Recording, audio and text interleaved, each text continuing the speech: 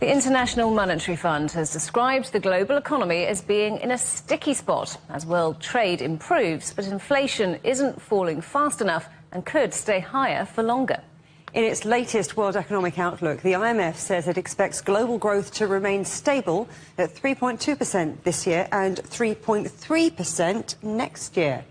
But it says growth among advanced economies is expected to align, with US growth revised down to 2.6% this year, slowing further to 1.9% next year. Now, in the euro area, the IMF says activity has turned a corner. Its forecast for this year is revised up slightly, 0.9%, with stronger consumption expected to push that up to 1.5% in 2025. But it points out that weak manufacturing means growth in Germany will be more sluggish.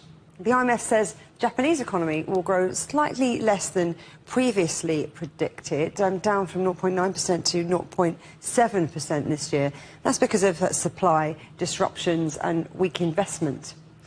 It is a more positive picture in developing economies, where growth has been revised up. China, for example, is expected to grow 5% this year, and that's on the back of stronger exports. India is also expected to grow up 7% this year, and that's partly because it improved private consumption in rural areas. Well, Petya Koeva is Deputy Director at the International Monetary Fund. What's very clear is that emerging Asia remains, by and large, the growth engine for the global economy. The growth rates that we're expecting from India and China are definitely contributing positively to these overall figures that you're seeing. It's also important to mention that inflation, in a way, has not been as big of an issue in that region as it has been in others. So I think that is helping.